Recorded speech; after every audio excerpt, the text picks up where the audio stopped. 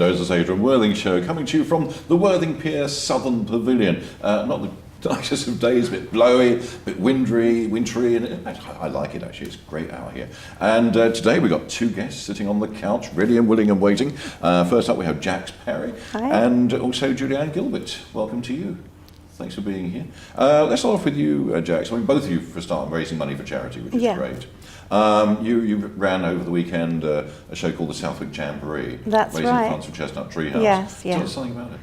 We had live music all day from 2 o'clock to 10 o'clock, and we had some fantastic talent there. We started off with the young performers, and we had Lily Jane, Izzy, Christelle, Josie, and they're all about 8 to 15 years old. You actually specialise in running open mics for young performers? I do, yeah, I do. We run an open mic in Lancing once a month for young performers, and we're just always amazed at their talent. And we had, obviously Elvis came along, he popped in for a few songs. The real Elvis? Well, no, we didn't quite dig the real Elvis up. We thought that, no, didn't think that would be right somehow. But we had obviously Elvis, he was great, and all the ladies liked him, he was a bit of a crooner.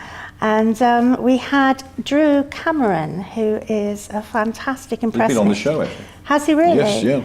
Well, he was on Britain's Got Talent, of course, and he was very well liked there, but unfortunately he had an accident. Another one? He broke his leg, didn't he? And he could, and he couldn't go back on the show, unfortunately. That's why he couldn't go to the final, Otherwise, I think he would have gone really well.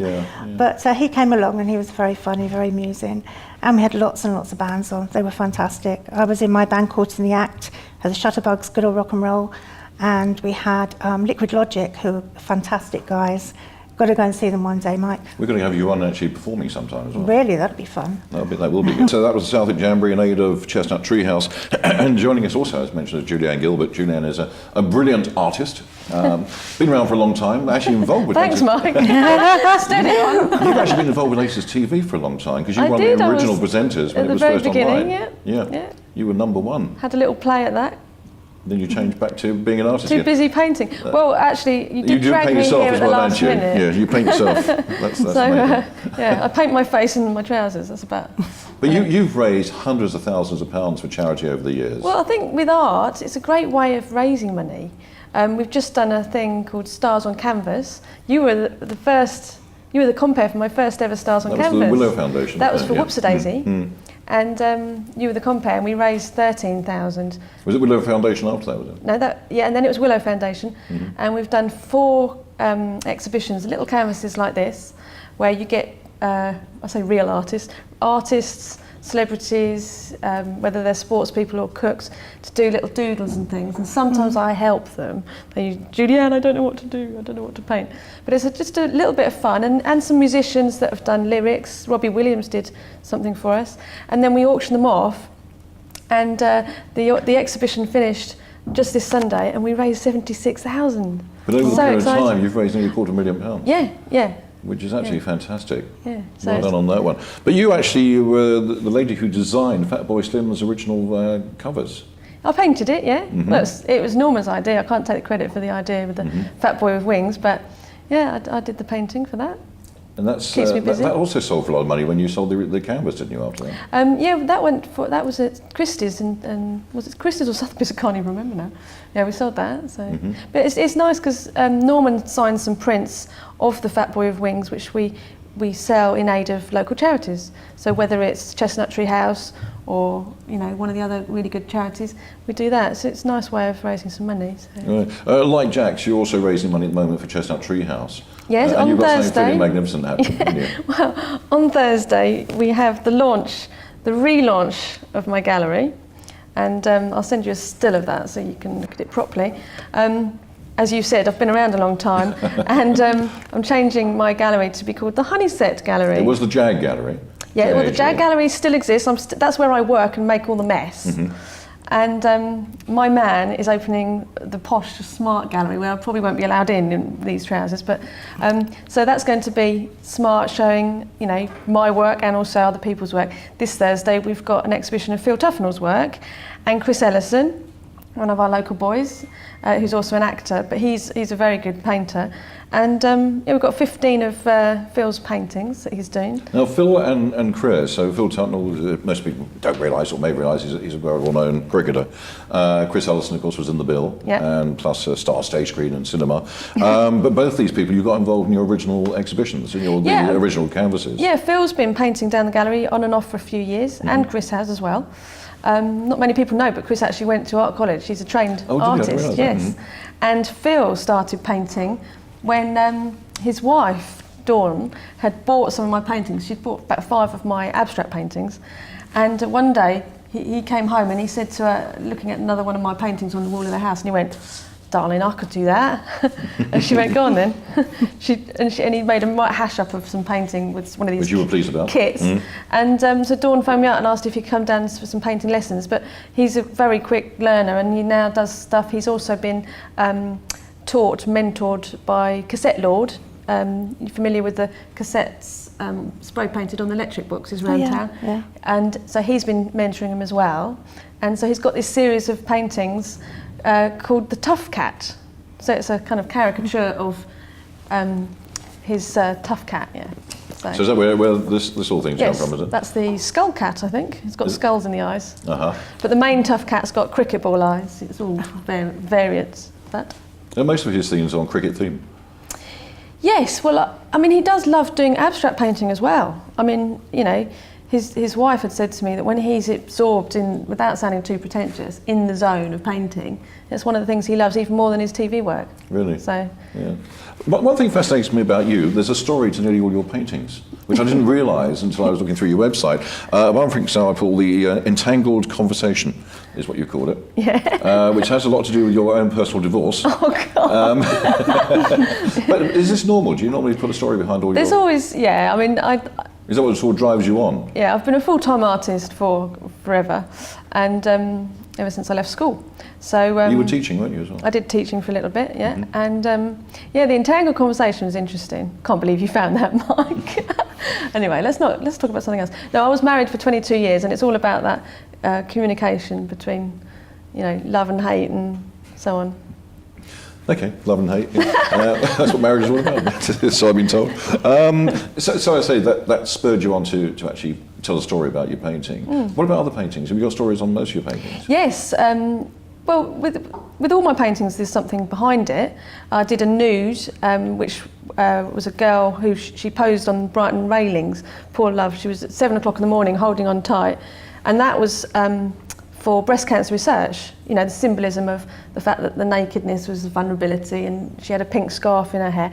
And we sold that for £5,000 for Pink Dolphin, which is a Brighton breast cancer charity.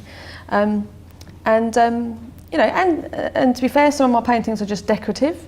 You do occasionally get people saying, "Can you do it to match my cushions?" And I do, because I'd rather do that than something else, and I enjoy it. So, and then sometimes it's a bit deeper, meaningful, and sometimes it's very dark. But a lot of your art's been featured on television as well over the years as well. Yeah, it has done. Yeah. Now you also have now almost made your gallery into a cooperative, haven't you? You brought a lot of other artists in. Yes. So so we've got the 2 galleries now. We've got the Honeyset Gallery, which should be very smart and posh coffee machine, things like that. Then we've got what I call our open studio, which is the Jag Gallery, and we've got 22 artists now working down there. So it's a really nice mix. Some singers in there now. Yeah, that's what. Yeah, that would be great. Come and sing. Yeah. Actually, we're doing on Thursday. I'll have a chat with you I'll see you later afterwards. about that. So we've got 22 artists. They range from, we've got a guy who does mosaics. We've got a girl that does fine watercolours. All sorts of different things. It's more interesting for people, members of the public, to come off the street and look at a whole range of art than in the past it was just my stuff. Well, that's fine if you like my stuff, but if you don't, then... And can they do that? Is it like an open house? People can just walk in? That's lovely. Excellent. Well, we're running out of time, would you believe? It's gone very, very quickly. It always happens. Well, I've like now this. found myself a singer for Thursday. Right. You're going to come You've done and meet. all right. You're coming to meet We're Phil. coming down there as well, chat so to you Phil him. Tuffnell again. And Chris, he Which can will be talk great. about his work. Well, good luck with the exhibition. Yes, And thank good you. luck with you, because you also bring in kids in there every month to Absolutely, sing, yeah. which is Yeah, fantastic. thank you. Great thanks to Jax Parry and also to Julianne Gilbert. Thank you so much indeed. This is Lotus TV and Mike Mendoza and the Adur Worthing Show. We'll be back after the break.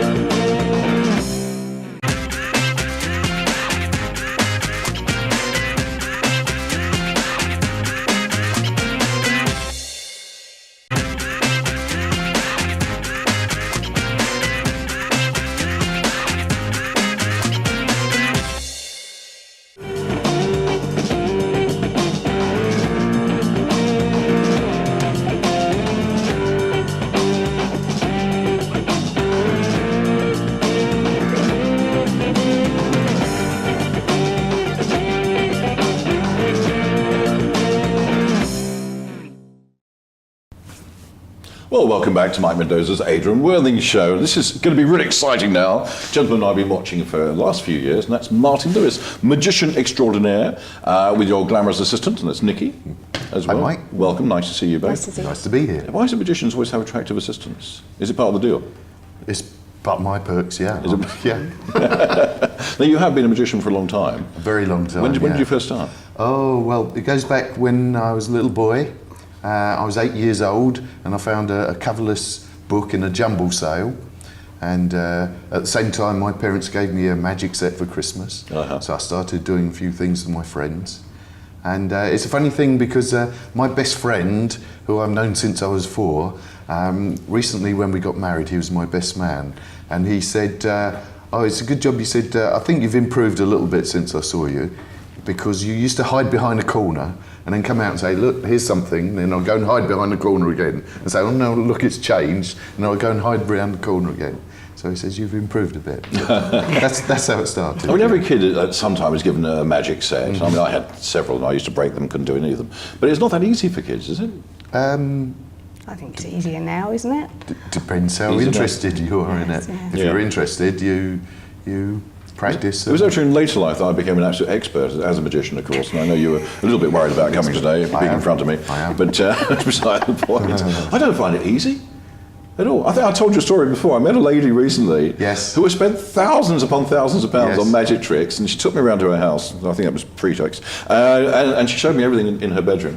And, Well, there you go. and she could not do any of the tricks, not one. So do they come with instructions, or do you have to work them out yourself? It all sorts. You can buy them, you can work them out, you can invent them, you can be taught them. Do you actually invent any of your tricks? Sometimes, yes. Yeah. Yes. Okay, I'm a bit worried when I see this box here next to me. don't worry about that. Now, you do all kinds of magic I from do. stage to close-up. Yes. Do you have any sort of thing you particularly like to do? What your preference?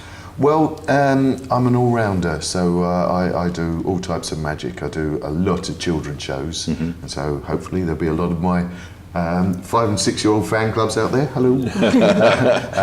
Is there a difference in technique between doing it? Oh yes, there they're different types of shows. Absolutely. Oh yes. Yes, I also do close-up magic for all sorts of events, private events, restaurants, corporate do's, and I also do stage magic, in which we've started incorporating a few illusions into now. Sometimes I'm out in the streets busking. I've done a chain escape out in the I streets. could ask you about it. You do Houdini type stuff, don't you? Yeah. With the chains. Yeah. Yeah. Well, I don't know if You haven't jumped off the pier at any time, have you? I'll tell you what, I had thought about it, but now... There was a guy who used to do that, wasn't there? Was there? In a bag. He used to put himself Oh, yeah, in a bag yeah. and then all chained up and jump Yes, off the end of the that's pier. Oh yes, yes. It wasn't you. Stupid, no. Definitely not. We'll see you in Birdman next year coming off this Yes. particular pier. Yeah, well. So how easy is it to actually train and get things done that you want to do? Does it sort of take you a week, 2 weeks, months to organise what you're doing? Oh, it all depends. The background is practice all the time. So you can't just sort of pick up a routine, go through it and then perform it. There's patter as well, isn't there, with all this? Sometimes, yes, I just muck along as I go through. No, so you're right. I mean, you're a funny guy. You tell jokes. You Oh, you really get an audience going when you do appear. By the way, have you got any close-up magic with you at the moment? I might have. I'll tell you what, Mike. Do you believe in luck? I don't believe in luck when it comes to you with a pack of cards, but go on. You can trust me, I'm a Okay, magician. right. Let me just give these a quick shuffle. Give it a thorough shuffle, because you might not believe what you see when I Is this that get thorough to the shuffle? end. Yeah. There we go. Okay. Right, now, first of all, I'm going to find my lucky card. And there it is. Okay, I'm going to turn it around in the pack so we can see it there. I'll just spread it out so you can see. That card is going to be there throughout this trick. Okay. Now, we need to find you a lucky card. So I'm going to flick through the cards. I want you to tell me when to stop. Stop. There, that's on the card. Just Oh, do sorry, that again. If we don't want the same card. No. Stop. There? Yep. Okay. What I'll do to make it even fairer is take a card out of there. Yep. Have a look at it. Yep. You show it to the camera. Yeah. Okay, and stick it on the top there. On the top. That's it. I'll put these cards on there. You know, I forgot what it is, Square it right? up. Yeah. Don't do that. Don't do that. Okay. Now, if you like, you can cut the cards. We do a complete cut like that. You just did it. Yeah. Okay. Just to make sure there's no messing about. Okay. Okay, and we'll complete the cut. So, in here is my card. We'll just check that that's in there. There, we can see that. And somewhere is your card as well.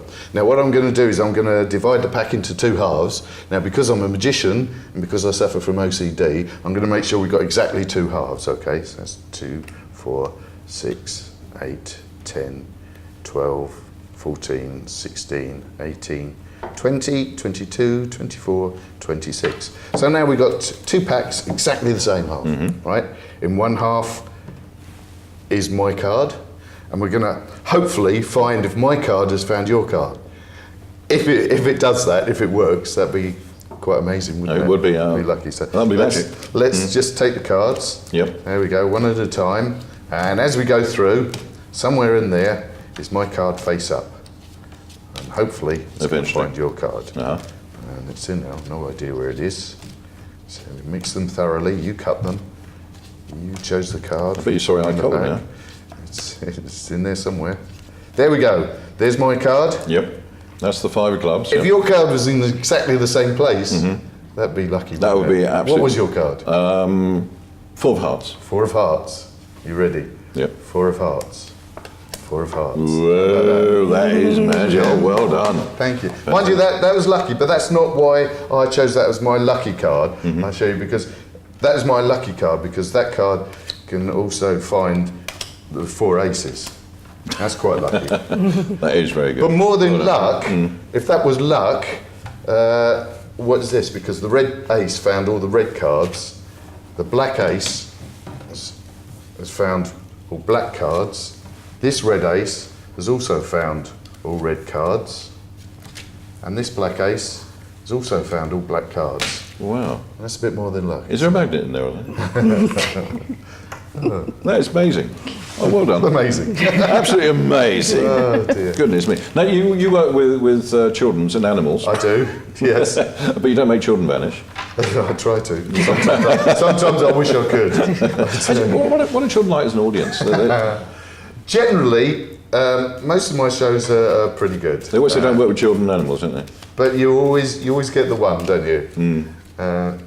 There's always, but kids are predictable, and you've got to know how to handle them. And I've been doing kids shows for a long time, so Yeah. most of my kid shows go. You do an awful lot around this area, around Worthing. Mainly around Worthing, but we work right the way across, right through to Southampton. You've even got to your own East Magic London. Martin vehicle, Oh, I have, yes. Oh, yes. which is Got not a big bad. scene. Really. Yeah. Now you do work with an animal. You work with a rabbit. We've got just 30 seconds left. Have we? Can we do it quickly? Didn't that go quick? It did, didn't it? Amazing. Okay. Okay. Yeah, sure. Well, you see, I do a lot. Every time I do a children's show, I always end up with a rabbit.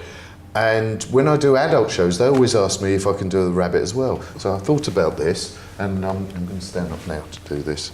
I've brought this box. And what I do is, when I'm doing this in an adult show, I have some lovely music playing, and I show the box, and I step out into the audience, and I show that I've got an empty box here, and I'll walk around the audience and I'll get people to put their arm through the box. Would you like to put your arm through there? Yep, definitely. That's yep. lovely. As you can see, there's nothing inside the box. Okay. And just put the flaps back on. By the way, I expect all the crew here to actually applaud this time, by the way. You were very quiet last time. If this works, of course. Okay, if it works. If it works. Okay, now the sides are going back up. I'm a bit close to the old Christmas tree here. Let me bring that forward.